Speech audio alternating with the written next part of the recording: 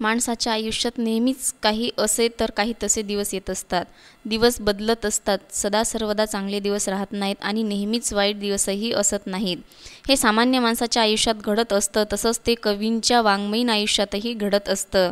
मोठ्या कवींचं वाङ्मयीन आयुष्य शेकडो वर्षांचं असतं. त्यांचं वाङ्मय, त्यांची कविता लोक शेकडो वर्षे वाचत राहतात. त्या कवितेचं महत्त्व वरचेवर वाढत जातं, कमी होत नाही. पण त्या वाङ्मयीन आयुष्यातही जिवंत माणसाच्या आयुष्यासारखेच बरे वाईट दिवस येत राहतात.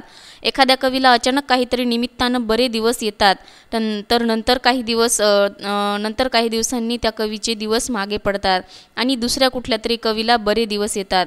एखाद्या माणसासारखंच या अभिजात कवींच्या वाङ्मयीन आयुष्याचंही असतं.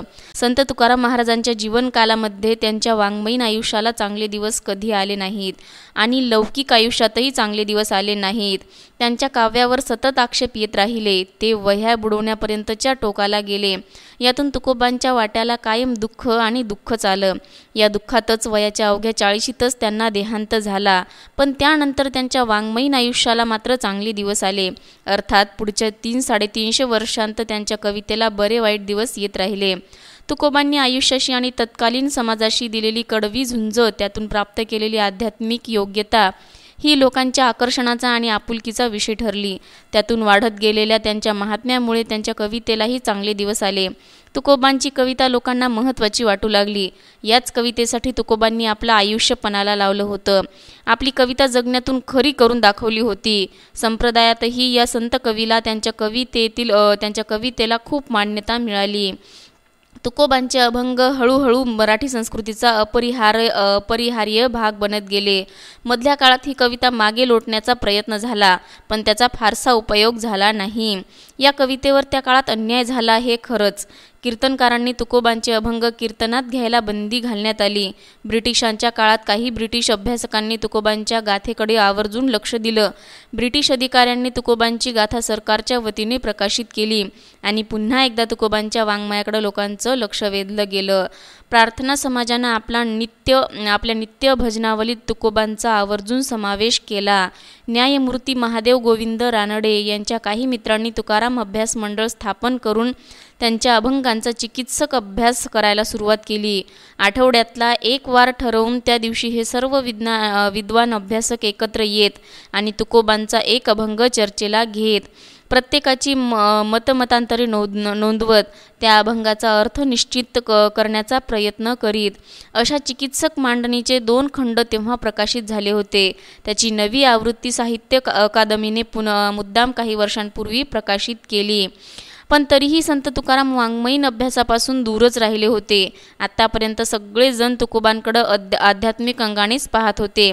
थोड्या पुढच्या काळात ज्ञानदेवांच्या एकूणच वाङ्मयाचा अभ्यास होऊ लागला. विविध विद्यापीठांतील अभ्यासक ज्ञानदेवांच्या वाङ्मयाकडे वाङ्मयीन अंगानं पाहू लागले. विविध अंगांनी ज्ञानदेवांच्या वाङ्मयाची चिकित्सा होऊ लागली. पुढं स्वातंत्र्योत्तर काळात बहुजन समाजातून नवी पिढी उदयाला आली. त्यातून तुकोबांच्या वाङ्मयाचं जाणते अभ्यासक निर्माण झाले.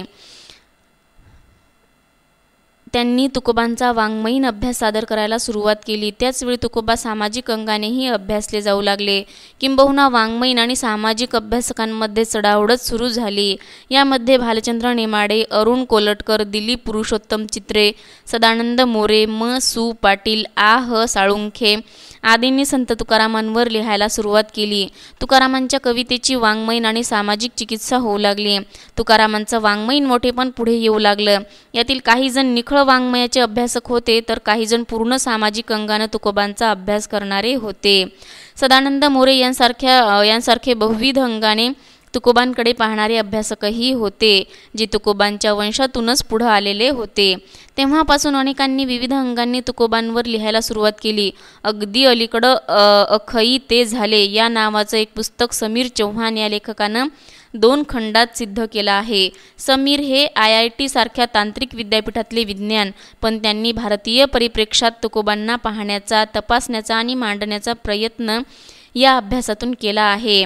तो अतिशय गंभीर स्वरूपाचा आहे.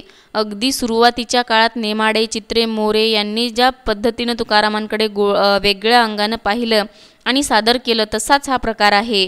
म्हणजे एका अर्थाने अजूनही तुकोबांच्या वाङ्मयीन आणि सामाजिक अभ्यासाचे आकलनाचे दिवस संपलेले नाहीत. आता अनेक हौशी अभ्यासकही पुढं सरसावल्याने तुकोबांवरील शेकडो पुस्तकं बाजारात येऊ लागली आहेत. त्यातही अधूनमधून अखई तेज झाले सारखे अतिशय गंभीर स्वरूपाचे अभ्यास प्रकल्पही सादर होत आहेत. असे लोक आपलं आयुष्यच पणाला लावून हे अभ्यास लोकांसमोर सादर करत असतात. त्यांना कुठलंही वाङ्मय बाह्य कारण त्यासाठी लागत नसतं. उत्कट आत्मिक ओढीनं ते या अभ्यासाकडे वळलेले असतात.